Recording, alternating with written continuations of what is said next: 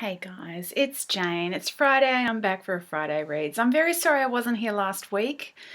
I started off with a cold and it quickly developed into something a little bit more sinister. I actually was really quite badly ill this week and I narrowly avoided a trip to hospital, but I'm well and truly on the way back up now. I've got new meds working for me and the doctors seem happy with me, and I'm celebrating today because I'm exactly 2 calendar months away from my due date today.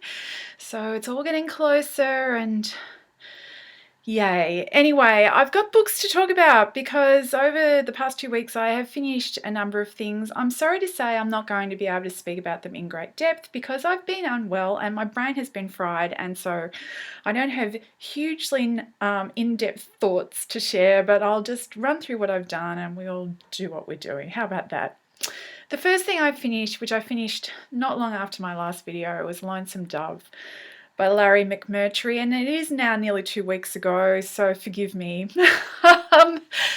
This was a really great read that I really enjoyed. A number of people had recommended it on BookTube, which is why I bothered to pick it up. So if you want a full review, just do a search in YouTube. I might link 1 or 2 reviews below. I'm sure you'll find something more entertaining than what I have to say, but I'll just tell you in outline. It's a Western. There's 2 central characters. It's a slow pace, slow burn kind of a book. And it's really a character study. And I guess the question it's sort of trying to answer is what makes a life worth living, or what is a good life? Because our 2 central characters are older guys and have been friends their whole life but are completely different, and they kind of epitomize 2 different ways of living, and that seems to be kind of part of what's going on in the story. There's also some really interesting stuff about women, even though it's the Wild West and there's very few female characters. The female characters in this book are incredibly well drawn. We have the standard prostitute with the heart of gold, who is a really amazing character. We also have a kind of semi-reformed prostitute who's become a local sheriff's wife and has had second thoughts about that and run away. She's a really interesting character. And there's also a kind of a third female character who is the love of one of our heroes' life, but who turned him down many years ago, and we get to meet her in her old age and see life from her perspective as well. So there's some really interesting stuff about women and men in this book. There's also surprisingly complex stuff about race in this book. One of the characters who travels with our 2 heroes is a black man, and that is quite crucial to how different characters interact with him, and that's commented on. There's also Mexican characters, and there's some interesting stuff about that. And of course, the Indians. And as the book progresses, the view that we have of the Native Americans in the story becomes much more sophisticated as we go on. So anyway, there's some really interesting stuff in this book, and if you want something different, it's a long, slow-paced read, but I can't recommend it more highly. Lonesome Dove by Larry McMurtry. From the sublime to the ridiculous, I then read Cress by Marissa, Meyer, the third of the Lunar Chronicles. I'm not going to say anything about this.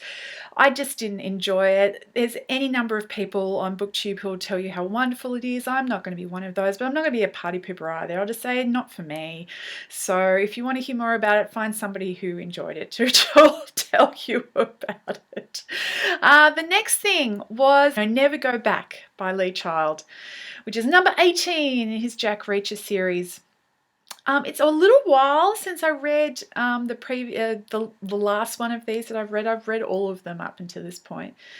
I think I thought this was the most recent one, but there's actually 1 or 2 others subsequently published that I've been off the bandwagon a little bit.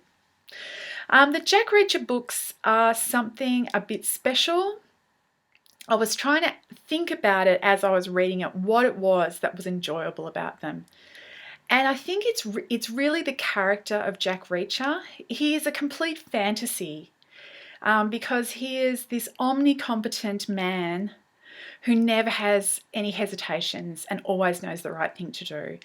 And there's something kind of small and warty and reassuring about reading this guy who is bigger and more dangerous than the bad guys, and who always knows the right thing to do and then can get it done. That is what reading these books is about. So if you're not really wanting that kind of popcorn experience, then steer away, because there's nothing especially deep about them. I think they have become a bit more psychologically intense as the series has progressed, but it's not mega deep. It's still pretty page turny.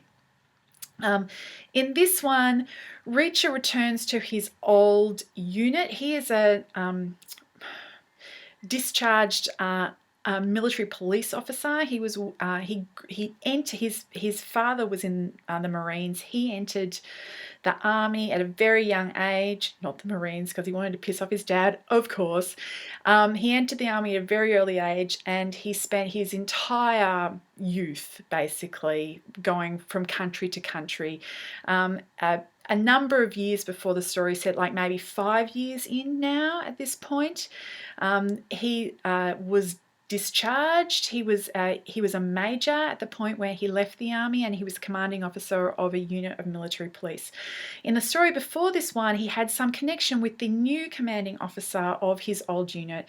She's a woman, relatively young. He talked to her on the phone, that's all, but he liked the sound of her voice, and when he was no longer busy with what he was doing, he decided he'd look her up.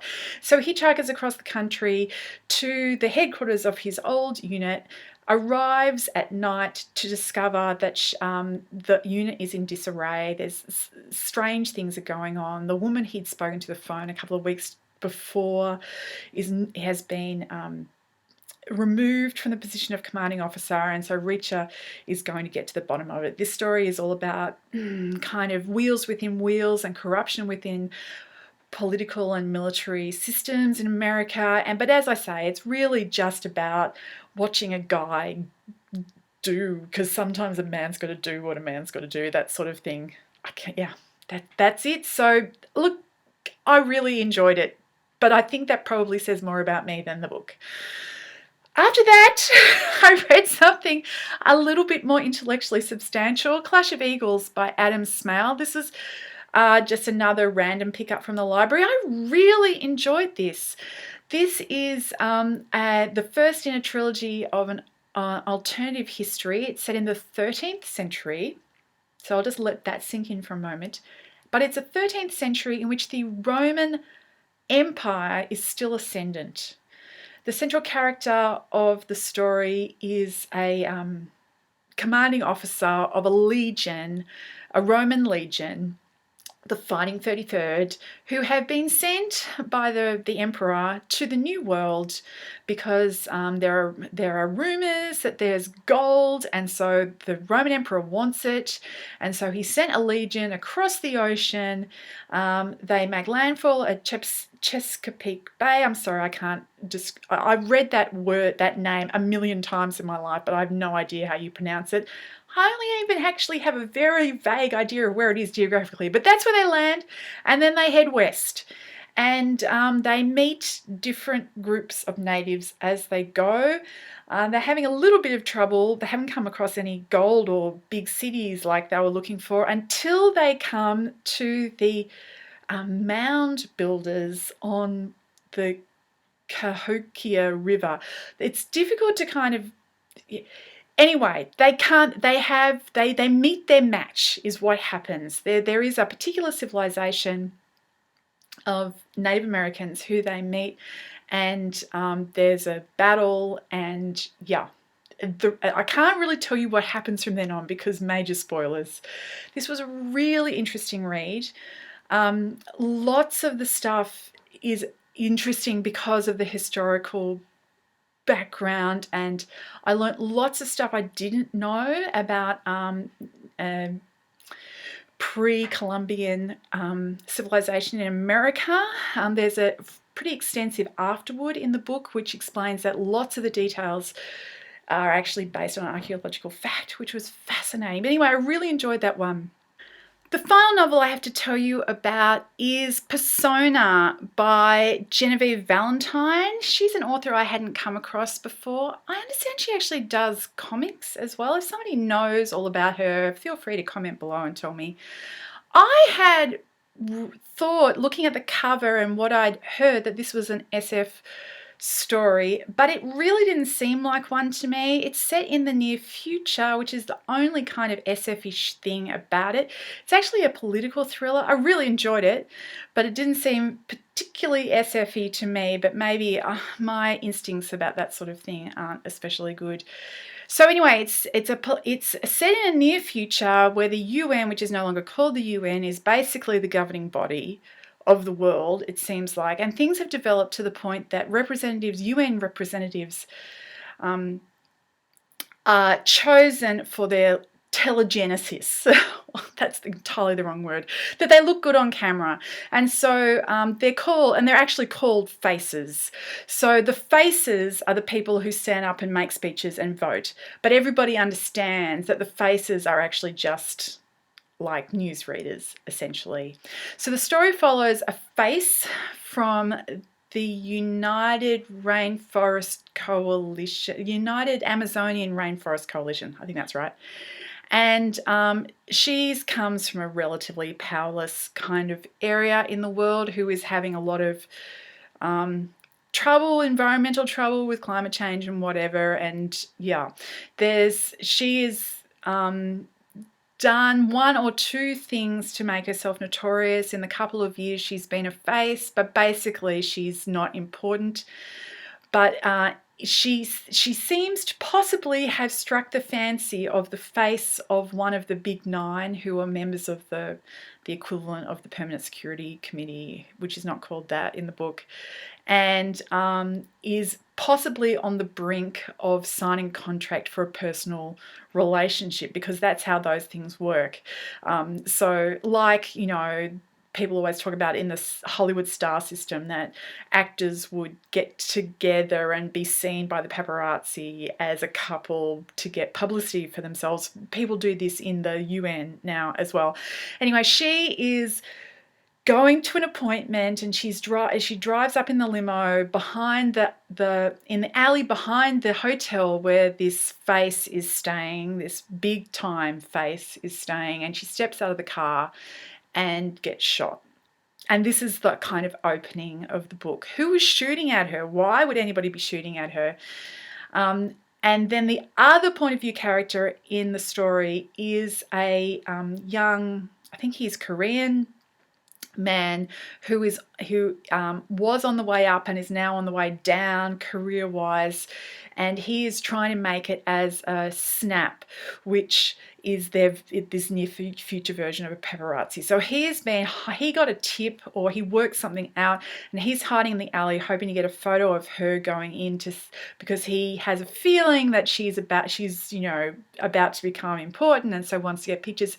So he's in the alley and sees her get shot, and against his better judgment goes to help her. And this is where the story just takes off, and it's all about who you can trust and who can't you trust, and this really high-paced conspiracy theory political thriller, and I really enjoyed it. I understand there's actually more of this story after this volume, so I'll be looking out for that. I also read 2 shorts since I've spoken to you, and they were both really fun. Brisk Money by Adam Christopher. I'll link below. You can go and read this on tor.com. And this is the title, and the whole premise is taken from Raymond Chandler. Raymond Chandler notoriously hated science fiction and resented the fact that science fiction writers could make such brisk money for what he considered to be pretty useless stories. So anyway, this is a Chandler-esque science fiction story. So it's written with all the kind of Chandler-esque tropes and Chandler-esque kind of prose, and it's about a robot PI. It's a fun read. The second one was called Significant Figures, and I'll link this below, and you can go and read it on Strange Horizons. And this one is an absurd science fiction story in the mode of Douglas Adams. So yeah, it was funny and I really enjoyed it. And there's kitchen appliances and aliens. There you go. What I'm reading at the moment is a couple of things. I started Nancy Cress's Steel Across the Sky, and I was really enjoying that. It's just it wasn't quite what I was feeling like. I've not read any Nancy Cress before, but I've read nearly half of it, and there was nothing wrong with it. I've not been well, and it just wasn't what I was feeling like, and so I decided to humour myself and put it down and read what I wanted to read. Because I've not been well. And what I wanted to read was a Dorothy L. Sayers. So I'm starting at the beginning and I picked up the first one, Whose Body, which is not her greatest book, but it's the first one and I'm reading it and it's Peter Wimsey and Bunter and I'm loving it. So once I finish those two and once I've kind of got my vim back to normal levels, I'm going to be tackling the book that I finally got on hold. I've had it on hold for months and it's finally come through on my library, which is A Brief History of Seven Killings by Marlon James, the book that won the Booker Prize this year. So I'm quietly excited about that one and that's what I've got to look forward to. This has ended up being a really long video. I'm really sorry about that. The other thing that's coming up that I should tell you is that the BookTube SFF Awards, which the nominations started and finished while I've been away, so I haven't been able to remind people to nominate. But anyway, the shortlists are going to be announced on Monday, and then there are read-alongs going to happen. So I'll have to be factoring that in somehow to my reading life. And that's about all. I'd love to hear what you guys are reading. I hope you're all well, and I'll talk to you later. Bye.